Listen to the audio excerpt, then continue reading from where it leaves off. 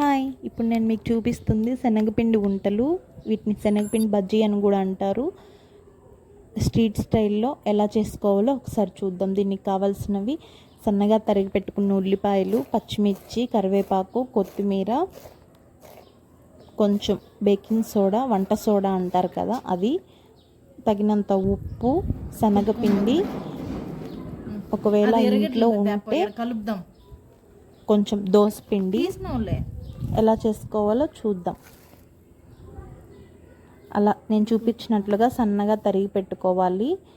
మొత్తం ఇంగ్రీడియంట్స్ ఒక బౌల్ తీసుకొని తరిగి పెట్టుకున్న ఉల్లిపాయలు వేసుకోవాలి, కొత్తిమీర, కరివేపాకు వేసుకొని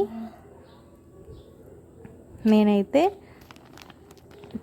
2 గరిటెల దోసపిండి వేసాను. మీ క్వాంటిటీని బట్టి ఒక కప్పుకి 1 గరిట దోసపిండి వేసుకున్నట్లయితే చాలా క్రిస్పీగా చాలా బాగా వస్తాయి ఇవి బజ్జీలు.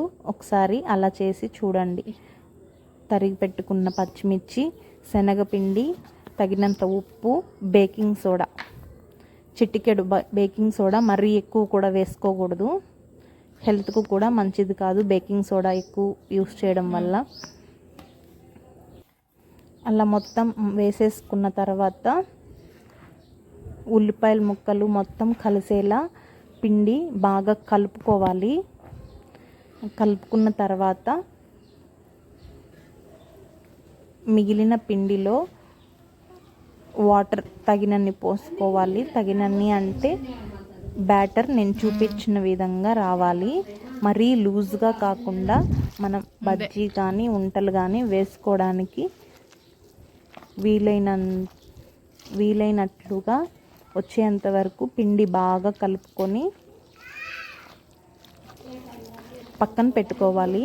ఒక 10 మినిట్స్ బాగా మొత్తం నానిందంటే పిండి బజ్జీలు కూడా చాలా బాగా వస్తాయి. పక్కన పెట్టు. ఉప్పు ఈ టైంలో ఒకసారి చెక్ చేసుకొని సరిపోకపోతే నేనైతే వేసుకున్నాను.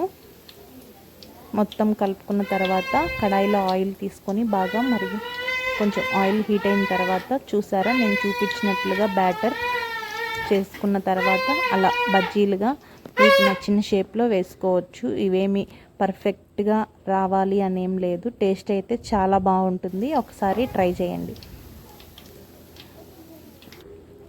ఇవి సైడ్ డిష్గా కూడా ఎప్పుడైనా మీల్స్లోకైనా సైడ్ డిష్గా అయినా తినొచ్చు. లేదంటే స్నాక్స్, ఈవినింగ్ స్నాక్స్కి అలా నెల్లూరు సైడ్ కారం లాగా చేసుకొని తిన్నా